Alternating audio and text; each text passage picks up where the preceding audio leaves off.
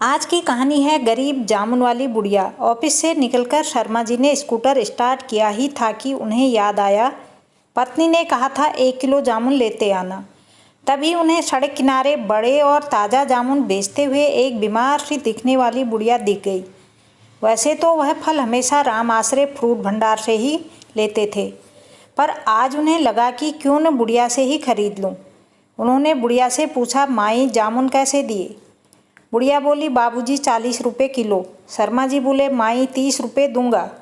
बुढ़िया ने कहा, 35 रुपये दे देना, 2 पैसे मैं भी कमा लूँगी। शर्मा जी बोले, 30 रुपये लेने हैं तो बोलो। बूझे चेहरे से बुढ़िया ने नम गर्दन हिला दी। शर्मा जी बिना कुछ कहे चल पड़े और राम आश्रय फ्रूट भंडार पर आकर जामुन का भाव पूछा तो वह बोला, 50 रुपये किलो हैं। बाबूजी कितने दूँ? शर्मा जी बोले, 5 साल से फल तुमसे ही ले रहा हूँ, ठीक भाव लगाओ। तो उसने सामने लगे बोर्ड की ओर इशारा कर दिया। बोर्ड पर लिखा था, मोल भाव करने वाले माफ़ करें। शर्मा जी को उसका यह व्यवहार बहुत बुरा लगा। उन्होंने कुछ सोचकर स्कूटर को वापस ऑफिस की ओर मोड़ दिया।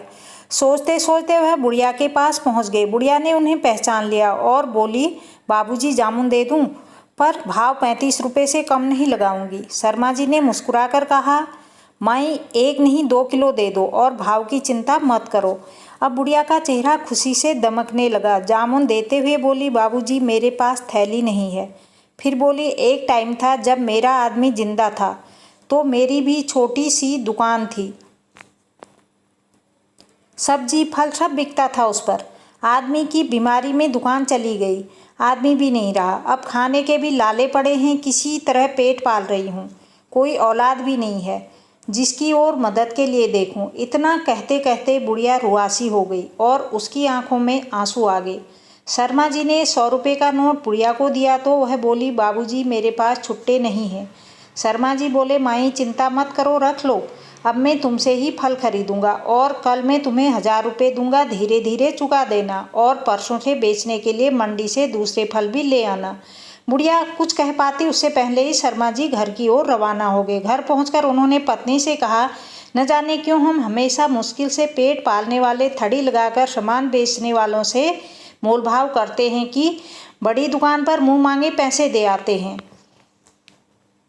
शायद हमारी मानसिकता ही बिगड़ गई है। गुणवत्ता के स्थान पर हम चकाचौंध पर अधिक ध्यान देने लगे हैं। अगले दिन शर्मा जी ने बुढ़िया को 500 रुपये देते हुए कहा, माई लौटाने की चिंता मत करना, जो फल खरीदूंगा उनकी कीमत से ही चूक जाएंगे। जब शर्मा जी ने ऑफिस में यह किस्सा बताया तो सबने बुढ़िया से ही फल खरीदना प्रारंभ कर दिया। 3 महीने बाद ऑफिस के लोगों ने स्टाफ क्लब की ओर से बुढ़िया को एक हाथ ठेला भेंट कर दिया। बुढ़िया अब बहुत खुश है। उचित खान पान के कारण उसका स्वास्थ्य भी पहले से बहुत अच्छा है। हर दिन शर्मा जी और ऑफिस के दूसरे लोगों को दुआ देती नहीं थकती।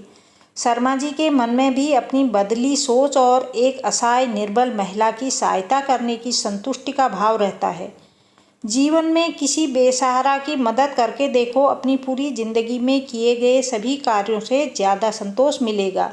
कहानी अच्छी लगी शेयर, लाइक और सब्सक्राइब ज़रूर करें।